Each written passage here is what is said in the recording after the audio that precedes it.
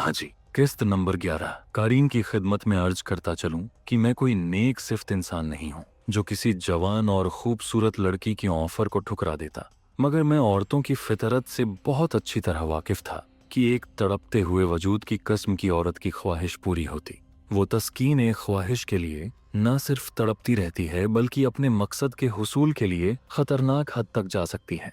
एक बार ख्वाहिश पूरी हो जाए तो वो खुद को फातेह समझने लग जाती है और फिर उन मर्दों के खिलाफ न्यू एविडेंस की तलाश शुरू कर देती है। आशा ने अपनी जिंदगी के जो पहलू मुझे बताए थे वो आगे चलकर मेरे बहुत काम आ सकती थी। आखिरकार मैंने उससे कहा कि मैं रिसेप्शन पर जाकर बता दूं कि न कोई मुझसे मिलने वाला है और न कोई फोन कॉल मुझे डिस्टर्ब करे। रिसेप्शन पर जाकर मैंने उसे 50 रुपए दिए और कहा कि ठीक 15 मिनट बाद मुझे कॉल करे और मेरी आवाज सुनते ही कॉल बंद कर दे। ये इंतजाम करके मैं आशा के पास आया और उसे लेकर अपने कमरे में आ गया। कमरे में दाखिल होते ही आशा मेरे बेड पर बेतकल्लुफी से नीम दराज हो गई। उसकी आंखें और अदाएं खुली दावते गुनाह दे रही थीं।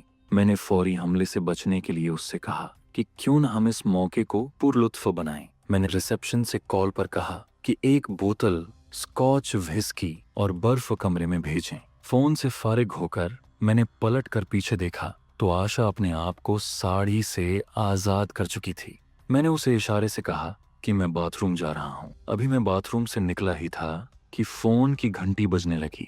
फोन आशा ने उठाया और रिसीवर मेज पर रख दिया। उसने बताया कि आपका फोन है। ये रिसेप्शनिस्ट का फोन था। उसने जब मेरी आवाज सुनी तो कॉल काट दी। मैंने यूं ही फोन पर बातचीत शुरू कर दी और कहा कि रमेश साहब, आपने आने की जहमत क्यों की? मुझे फोन कर दिया होता, मैं खुद आपके पास आ जाता।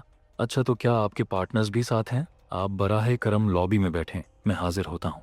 ये कहकर मैंने फोन बंद कर दिया। आशा नीमबाज आंखों से मुझे देख रही थी। मैंने उससे कहा कि गजब हो गया, दिल्ली में मेरी चाय के पंजाब और हरियाणा के एजेंट अपने पार्टनर्स के साथ आए हैं। मैंने रिसेप्शन को कोसा कि तुमने मेरी इजाजत के बगैर उन्हें क्यों बताया कि मैं रूम में हूँ, हालांकि तुमको मना भी किया हुआ था। अब मुझे उनसे मिलना और उनके दफ्तर भी जाना पड़ेगा। आशा कुछ मायूस सी हो गई। मैंने कहा कि आज तो रंग जमने से पहले ही भंग पड़ गई, लेकिन आइंदा आने वाले दिनों में इस मौके की तलाफी करूंगा। आशा ने साड़ी पहनी, मेकअप दुरुस्त किया। मैंने उससे कहा कि अगर तुम्हारा फोन नंबर मिल जाता तो मैं उनसे फारिग होकर तुम्हें आइंदा के प्रोग्राम के बारे में आगाह कर देता। आशा ने मेज पर पड़े पैड पर अपना फोन नंबर लिख दिया और अचानक मुझसे लिपट कर कहने लगी, Vinod, I promise I will win you. उसने दोबारा अपना मेकअप दुरुस्त किया और हम दोनों कमरे से निकलकर लिफ्ट के जरिए नीचे हॉल में आ गए। मैं उसे छोड़ने के लिए बाहर तक आया। बाहर वो एक गैर मुल्की कन्वर्टेबल गाड़ी में बैठी और तेज रफ्तारी से ड्राइविंग करते हुए चली गई। मैं वापस कमरे में आया। आशा की आमद ने मुझे एबनॉर्मल कर दिया था। मैं बिस्तर पर दराज हो गया। आशा ने मेरा पसंदीदा परफ्यूम 17 चैनल लगाया हुआ था और उसकी खुशबू से बिस्तर महक रहा था। मेरा जिस्म टूटने लगा और मैं खुद को संभालते संभालते सो गया। आशा से न सिर्फ मैं मेल रखना बल्कि बढ़ाना चाहता था। इस किस्म की बेतकल्लुफ औरतों के ताल्लुकात हर सोसाइटी के हर तबके, हर पोस्ट के लोगों के साथ होते हैं। इस वजह से मैं आशा के जरिए बहुत से लोगों से मिल सकता था। उसे एक कीमती मोहरा समझकर उसे संभाल कर इस्तेमाल करना चाहता था। वो शाम मैंने अपने होटल के अपने कमरे में ही गुजारी। सिर्फ अपने कपड़े लेने कनॉट प्लेस गया था। अब मैं पूरी तरह ऊंची सोसाइटी में दाखिल होने के लिए तैयार था, जिसमें सीनियर सिविल और फौजी अफसरों की बहुतात थी। इसी तरह मेरे साथी भी बेकार नहीं बैठे हुए थे। उन्होंने आर्मी के जिस हेडक्वार्टर के अफसरों और क्लर्कों के घरों और दफ्तरों में उनकी पोजीशन का पता लगाया था, उनके घरेलू हालात और उनके घरों के अफराद, खुसूसन उनके बच्चों और जवान बेटियों और गैर शादीशुदा बहनों के मुतालिक भी मालूमात हासिल की थीं। ये तमाम मालूमात उन्होंने मुझे दी और मैंने उन्हें अपनी डायरी में कोड वर्ड में नोट कर लिया। ये तमाम मालूमात हमारे लिए बहुत कारआमद साबित हो सकती थीं। पैसे तो हमारे पास खासे थे। मैंने लोधी होटल में एक अमरीकी जोड़ा देखा। से उनसे बातचीत पर मालूम हुआ कि वो काठमांडू जा रहे हैं। मैंने एक बात नोट की कि वो जोड़ा हर रात होटल के बाहर के एक कोने में बैठता था। एक रात मैं पीछे से उनके करीब पहुंचा तो मुझे चरस की बू आई। मुझे फौरन एक बात जहन में आई और मैं अचानक उनके सामने आ गया और कहा कि तुम लोग यूं खुलेआम पी रहे हो, यहाँ हशीश पीना मना है। अगर मैं तुम्हें पकड़वा दूं तो कई साल की जेल हो सकती है। वो डर गए। मैंने उनसे कहा कि मैं उन्हें पकड़वाना नहीं चाहता। मेरी नज़र उनके रोलिफ्लेक्स कैमरे पर थी। मैंने उनसे कहा कि मैं ये कैमरा खरीदना चाहता हूँ, लेकिन अपनी कीमत पर बोलो। क्या सलाह है तुम दोनों की? वो इतने खौफजदा थे कि फौरन मान गए।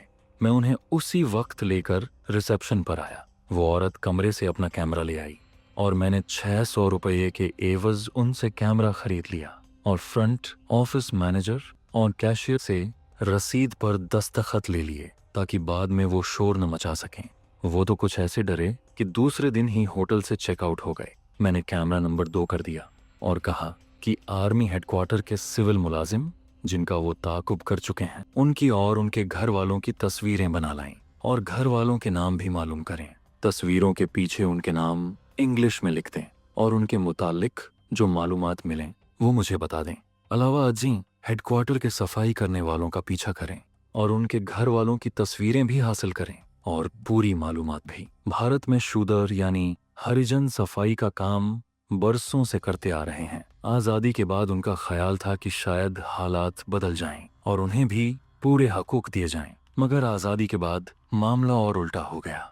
अंग्रेजों के दौर में फिर भी उन पर इतने जुल्म और सितम नहीं होते थे, मगर आज़ादी के बाद उन पर जुल्म और सितम में और इजाफा हो गया। शूदर को हरिजन का नाम तो दे दिया गया, लेकिन हर गांव में गांव से बाहर उन्हें रहने की जगह दी गई और उन्हें अपनी हर बस्ती पर लाल झंडा लहराने का हुक्म दिया गया। उनके कुएं और मंदिर तक अलग हैं। कोई भी शूदर ऊंची जात के हिंदुओं के कुओं से न पानी ले सकता है और न उनके मंदिरों में जा सकता है। इस सूरत हाल को हरिजन ज्यादा अरसे तक बर्दाश्त न कर सके और हरिजन मर्द डाकुओं और फूलन देवी जैसी सैकड़ों डाकुओं की टोलियां बनी, जिनके ऊंची जात के हिंदुओं से अपनी जिल्लत का खूब बदला लिया। हिंदू अब हरिजनों पर बहुत कम एतबार करते हैं। सफाई करने वाले हरिजनों के अलावा ईसाई हैं। भारत में भी आर्मी और दूसरे हिंदुओं के घरों में सफाई के लिए ईसाई रखे जाते हैं और मेरे प्लान के मुताबिक मुझे इन सफाई करने वालों से बहुत काम लेना था, इसलिए मैं उनके मुताल्लिका तमाम मालूमात हासिल करना चाहता था। मैंने अपने चारों साथियों को इस काम पर लगा दिया। इस दौरान मुझे आशा के 3-4 फोन आए और मैंने उसे फोन पर अपनी तड़प और मोहब्बत का ऐसा यकीन दिलाया कि उसकी आतिश शौक और भड़क उठी। मैंने उससे कहा कि मेरी चाय की बहुत बड़ी खेप बम्बई पहुंच चुकी है और यहाँ नमी वाले मौसम की वजह से चाय ज्यादा देर स्टोर नहीं की जा सकती। मैं इसे इस इलाके में बेचने की कोशिश कर रहा हूँ, इसलिए उससे मिल नहीं सका और कुछ और दिन मसरूफ रहूंगा। फौरिग होते ही तुमसे मिलने पहुंच जाऊंगा। एक दिन दोपहर से जरा पहले सर्विसेज क्लब चला गया। रिसेप्शन बोर्ड पर वहां रिहाइश अफसरों के नाम लिखे हुए थे।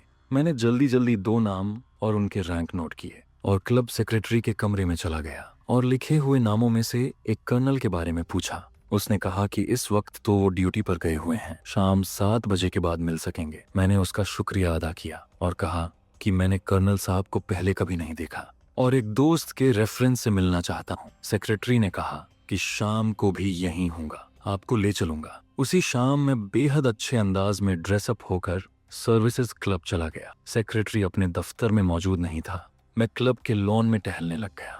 क्लब में मेंबर की आमद शुरू हो चुकी थी। टहलने के दौरान मैं उन पर भी नजर रख रहा था। सिविल ड्रेस और यूनिफॉर्म में कुछ ऑफिसर्स अलग अलग ग्रुप बनाए खड़े थे, जबकि उनसे कुछ फासले पर अधेड़ उम्र टॉप ब्रास का अपना अलग ग्रुप था। मैंने देखा कि उनसे बिल्कुल अलग एक बड़ी मूंछों वाला आदमी लॉन के एक कोने में बैठा था। सामने मेज पर एक गैर मुल्की व्हिस्की और दूसरी तरफ एक खाली कुर्सी पड़ी हुई थी। महज तजस्सुस की बिना पर मैं टहलता हुआ उस तरफ गया। वो शराब की हल्की हल्की चुस्कियां ले रहा था। उसके जरा पीछे कुछ फासले पर एक जवान मुअद्दब खड़ा था जो शायद उसका बैटमैन था। मैं उससे कुछ फासले पर खड़ा हो गया और इधर उधर अजनबी बनकर देखने लगा और कभी कभी उसकी तरफ भी देख लेता और कभी अपनी घड़ी पर देखने लगता और ऐसे जाहिर कर रहा था जैसे किसी का इंतजार कर रहा हूँ। उसका अंदाज देखकर मुझे रिटायर्ड जनरल गुल हसन याद आ गए, जो दौरान सर्विस भी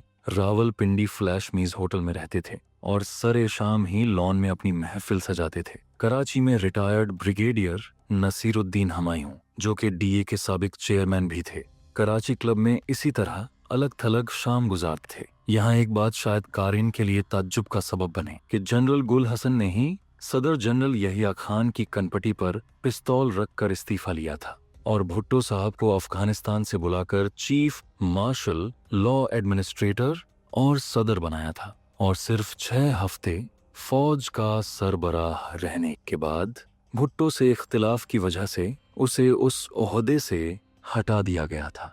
ये दोनों हजरात अज्जली मुजर्रद थे और हैं, इन दोनों ने कभी शादी नहीं की। मैं सोचने लगा कि ये मूंछों वाला शख्स भी मुजर्रद जिंदगी गुजार रहा होगा और मेरा ये कयास 100% दुरुस्त निकला। चंद ही मिनट गुजरे होंगे कि उसने मुझे मुखातिब किया और अपने पास आने का कहा। उसकी आवाज लगाने के दबदबे से मैंने अंदाजा लगाया कि वो ब्रिगेडियर से कम रैंक का नहीं है। मैं उसके करीब गया तो उसने कहा, are you waiting someone? Are you from armed forces? मैंने कहा, जनाब आपने आधा दुरुस्त कहा और आधा गलत। मैं एक साहब के इंतजार में हूँ, लेकिन मैं सिविलियन हूँ। वो सर से पैर तक एक फौजी था। उसने मेरे सापे का जायजा लेते हुए कहा, व्हाट अ शेम कि तुम जैसा इंसान फौज में ना हो। अगर तुम चाहो तो मेरे साथ बैठ सकते हो। और मैं खाली कुर्सी पर बैठ गया। मैंने अपना तारुफ कराया तो उसने कहा कि मैं एक कर्नल हूँ और जनरल हेडक्वार्टर में काम करता हूँ। मैंने उससे कहा कि आपने एक बात नहीं बताई कि आप गैर शादीशुदा हैं। वो मुझे कुछ सेकंड घूरता रहा और फिर बोला कि ये तुम कैसे जानते हो? मैंने जवाब दिया, sir this is observations and face reading. मैंने उसके चेहरे को गौर से देखते हुए कहा और अपनी बात जारी रखते हुए कहा कि आप बहुत ज्यादा कुव्वते इरादी और फैसला कुन शख्सियत के मालिक हैं। आपने सिर्फ एक बार मोहब्बत की और उसमें नाकामी के बाद आपने फौज और डिसिप्लिन से शादी कर ली। शाम का वक्त जो आपको तल्ख यादों को ताज़ा कर देता है, आप शराब में डूबकर गुजारते हैं। कर्नल हक्का बक्का मुझे तकता रहा। मुझे ऐसा महसूस हुआ कि कर्नल बड़ी मुश्किल से अपने आंसुओं को जब्त किए हुए है। वो कुर्सी पर संभल कर बैठ गया और एक पैक बनाकर मेरे सामने रख दिया। सोडा या पानी? मैंने जवाबन ऑन द रॉक्स कहा। उसने मेरे गिलास में बर्फों के चंद टुकड़े डाल दिए। कर्नल ने मेरी कही हुई बात का कोई जवाब न दिया, लेकिन ये कहा कि मुझे तुमसे मिलकर बहुत खुशी हुई। जब जी चाहे शाम को मेरे पास आ जाया करो। The very limited circle of my friends, you are addition. Colonel ने कुछ देर बाद अपने बैटमैन को बुलाने के लिए गर्दन को पीछे मोड़ा तो मैंने अपना गिलास लॉन की घास पर उंडेल दिया और थोड़ी देर बाद माफी चाहकर उसके पास से उठ गया। जारी है। दोस्तों, अगर आपको हमारी ये वीडियो पसंद आई है तो लाइक जरूर कीजिएगा, अपने दोस्तों के साथ शेयर करें और चैनल RS विद तलहा को सब्सक्राइब करना मत भूलिएगा। साथ ही बेल आइकॉन दबाइए ताकि नई वीडियोस का नोटिफिकेशन सबसे पहले आपको मिले। अल्लाह हाफिज।